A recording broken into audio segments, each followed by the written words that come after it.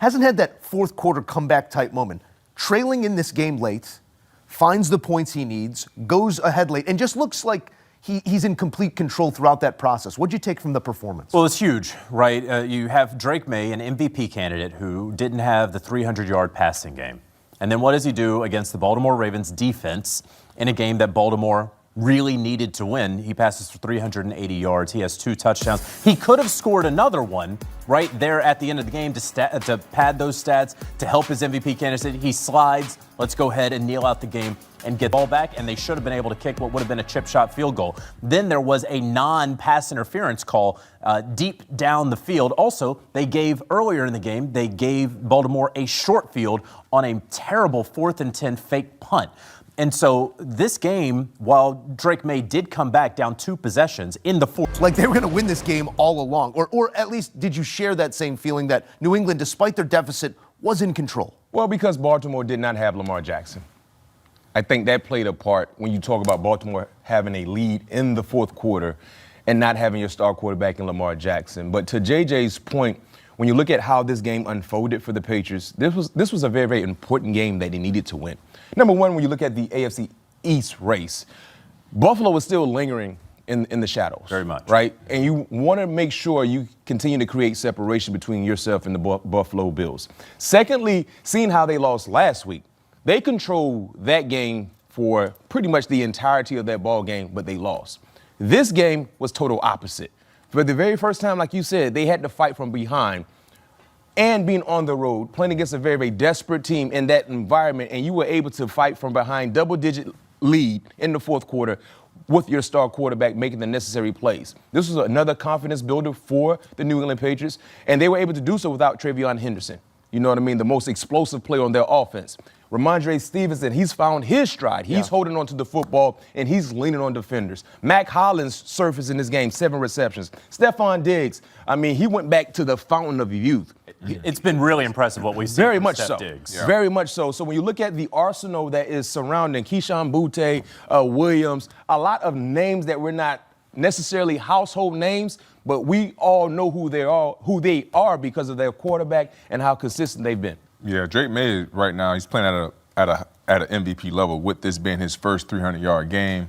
Defense came up with some plays, but what's most importantly, this team was undefeated on the road. Yeah. The only undefeated team on the road, and the Patriots have found ways to win ball games. And I was very, very impressed on how they responded from that loss of last week. Bruce Arians was a coach of mine. He used to always say, good teams don't lose 2 in a row. Back to back, yeah. And now New England went on the road against a quality opponent. Yeah, we know they didn't have Lamar Jackson late in that ball game, but the way and the fashion that they won that ball game was very, very impressive, doing the way they lost last week. So hats off to Drake May and Coach Vrabel and that New England team, because they're doing some impressive things right now. It's impressive what we saw in prime time throughout Week 16 thus far. You have the Seahawks trailing by 10 in the fourth quarter, coming back. You have the Bears trailing by 10 or more in the fourth quarter. You have now the New England Patriots trailing by 10 or more in the fourth quarter, come from behind wins in all 3 of those instances. I want to get to Baltimore here in a second, but I do have a voter at the desk with me, and we saw big numbers from Matthew Stafford in a loss. We see big numbers and a career high for Drake May. How are you weighing these 2 seasons, one to the other? So I'm very happy that there are still more games to be played and more important games to be played.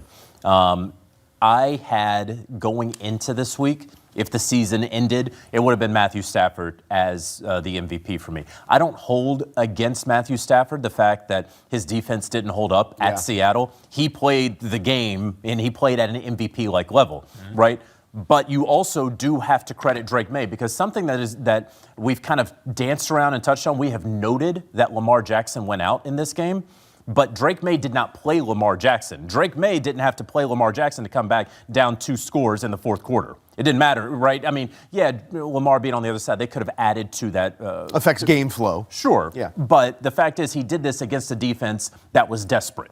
And he got that win. This was a big moment for Drake May. Some people had kind of taken him out of that discussion, kind of brought Josh Allen up to that maybe number 2 level. I think that Drake May came through tonight and said, no, I still deserve to be in the top 2 conversation. And he put his team on his back tonight. They had no running game at all tonight. Right, so, well, I feel like we should talk about it, so let's talk about it. In a 4-point game, you're looking at Lamar Jackson and Derrick Henry with the big coats on the sideline. Lamar Jackson suffers a back injury to add to the rash of injuries he's dealt with this season. Derrick Henry, essentially, unexpected injuries happen. But with your star quarterback out of the ball game, and you still need to find a way to win, the best way to make that possibility become a reality is running the football. And I understand Derrick Henry had a costly fumble in the first half, but he still was very, very successful against the New England Patriots. And when you look at his day, 18 carries for 128, he averaged almost a first down a carry. 7 points. Yeah. So that second rushing touchdown that gave you that, 24 to 13 lead. 24 to 13 at the start lead, of the fourth quarter. Right there, to start the fourth quarter, this is where you say you got to close the ball game for us, Derrick Henry. You're our best offensive player that's healthy. And you just gave us this nice lead. But when we go back out there offensively, regardless of what happens with Drake May and our defense, we're leaning on you. You got 18 carries now. You should finish with at least 27 to 28. We're going to ride with you, Derrick Henry. JJ, did Derrick Henry play again after that touchdown? He did not appear on the field after that. And I do want to say, just in fairness, because there could have been an injury, but the reason that it's so baffling to us is there was no announcement of any injury. There was no Derrick Henry knee, questionable to return. So maybe he was battling something. We don't know that, but there was no announcement of anything. But the biggest thing, we've seen this movie before. That's it. With the Ravens. We are left to read their body language, and their body language often tells a story not of a team that's engaging with the idea that there's 3 weeks left in the season. Right. We got to go find some wins. How do you read that group on the sideline? Man, it's tough because we've seen this time and time again when they need to lean on Derrick Henry late in the ball game. He's nowhere to be found, and I don't know if it's because of the fumbles early on in the game that's causing Coach Monken to shy away from him. But they have to find a way to keep him engaged in the game, especially when he's having the game that he was having. I can tell you this much: I played on the defensive side. Pat played on the defensive side. If I'm playing against Baltimore Ravens, you're doing us a favor not having Derrick Henry in the game, because even though he fumbled, I still don't want to tackle him in the fourth quarter. You see those eyes? Yeah, I don't want that. He was Patriots rolling. didn't even want to tackle him. Yeah, he averaged almost a first down a carry, especially in the fourth quarter when he got that second rushing touchdown. It didn't look like he limped off. It didn't look like he was, in any discomfort or anything. And then comes Keaton Mitchell. You know what I mean? The rest of the way. Right. And even after New England scored that touchdown to go down 3, right? 24 to 21. That's a prime opportunity to do what?